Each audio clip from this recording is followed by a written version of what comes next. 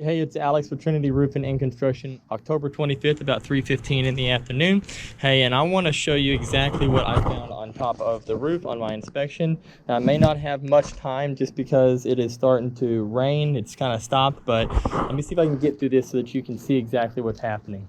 So I'm gonna agree to the extent of what the other roofer is that there is significant hail damage. Now, why I think that we're seeing it on the shingles versus the soft metals on the gutters and that one little thing on the downspout is because this is a older shingle. Now it's softer, it's more malleable, it's got less granule, so it has less protection on the shingles. But what I do see is spots like that right there, where it is a black spot where it has lost the granules, another hail hit there, just multiple areas as I go throughout it, and I see that that is what is happening. Now, Allstate does like to have higher parameters sometimes. Sometimes they have a special test square that's different than the standard 10 by 10, but I go based off of the 10 by 10 just because that's the general Hague guidelines, which is HAAG. Which is the guidelines that we all have to abide by when it comes to hail damage. Sometimes Allstate likes to have higher parameters just so they don't have to stand up and step up to the plate. But typically by Hague guidelines, I have to find between 7 and 8 hits. In this front slope, I found 12 possible hail hits. On this left facing one, I have 20. And you can see this one, because obviously it's more west facing, it has significantly more granule loss, more hail hits, and most of these have washed off the chalk marks because of the rain that's happening, but there still are possibilities and hail pretty big hits. And I do have up close pictures showing that it is greater than ½ inch. Up here on this right facing slope, I'm not seeing as much because it looks like the storm came from that direction. So it caught the left facing side, left facing. It caught the front, but on the right and the back, maybe so much, didn't hit it as hard, so it slid off of this, but there still is actual hail hits where there is evidence that hail did come down and hit it. Now, on the back side, I found over 20 as well. So I'm gonna get down and talk with you about that and let you know what my opinions are. But here's the other opinion that I have, is that if you see that there's a very consistent pattern on a lot of these shingles where it's the bottom row and the top row on these shingles, happens here, happens up here, here, and throughout the roof, you can see it going along right here and here and here, and it just kind of continues throughout it. And what that is that's a manufacturer defect, that most manufacturers have a 10-year defect warranty. But I think this, if I believe this is older than 10 years. But what that is that in the shingle manufacturing plant, either the glue or the adhesive that holds down this dragon tooth onto it either seeped through, wasn't strong enough, melted the back of this, whatever it is. It's called striking, I believe. But it's where there is just significant granule loss in these specific patterns, and it's throughout the roof. So that is just something to be aware of as we talk about the condition of the roof when it comes to that. Now, I'm going to talk about this little area over here, the main concern that you have. So when they installed these gutters, they put them directly on the shingles. You can actually see that there's some damage right there. And what that did is it made basically a dam for when the water comes off this slope as well as this slope and it hits right here. It has nowhere to go. Typically we want to see about ½ inch to 1 inch off of the shingles, because all this is supposed to do is catch the water as it comes off. Or if they put it up against it, do not put an end cap on it so that it has the ability to flow into it.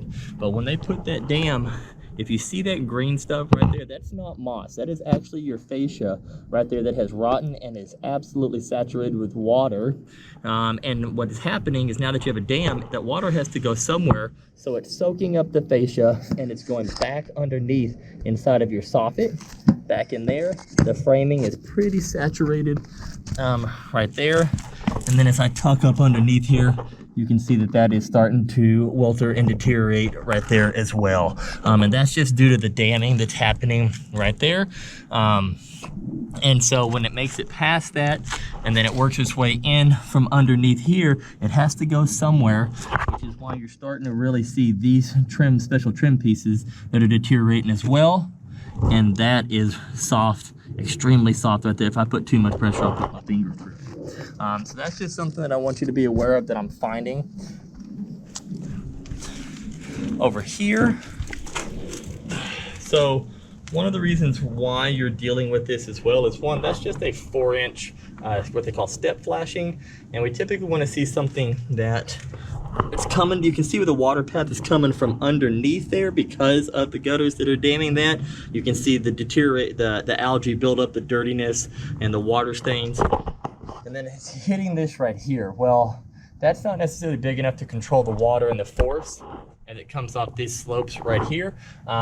Typically what we do is we'll put something like this but longer to help guide it in that direction, or put a rain diverter underneath the shingles along this rake, this rise piece underneath the shingles, so it does have kind of what I like to consider a backboard on top, so that it guides the water away from flowing off of this way and down into this. Now,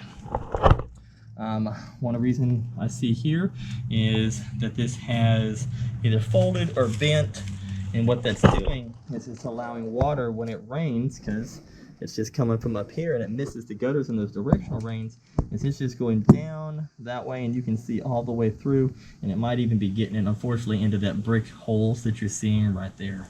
Now, see some paint deterioration coming off.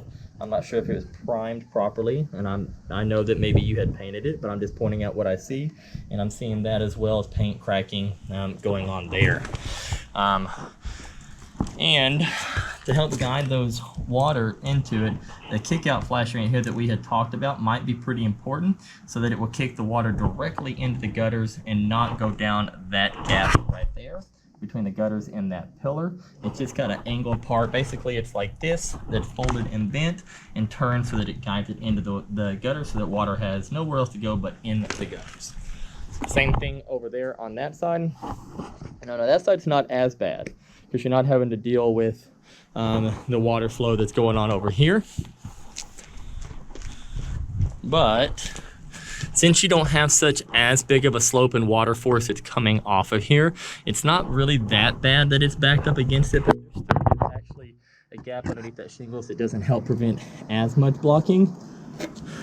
And your fascia seems to be decent in that direction, which is why we're not seeing so much backup underneath here and deterioration. That other side over there just has so much water on the big main slope and the other sides that are coming into one spot. And that's why we're starting to see that deterioration on those edges.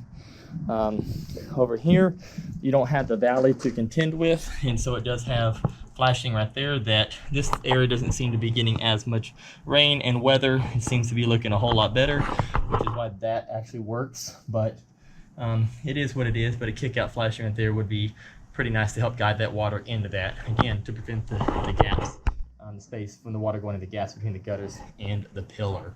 As I said, I'm very surprised that it was installed underneath the drip edge, so that's really good. So that's actually saved quite a bit over the years. That's good. But what I'll do is I'll get down, we'll chat about this, and we'll come up with a plan on how we can get you taken care of.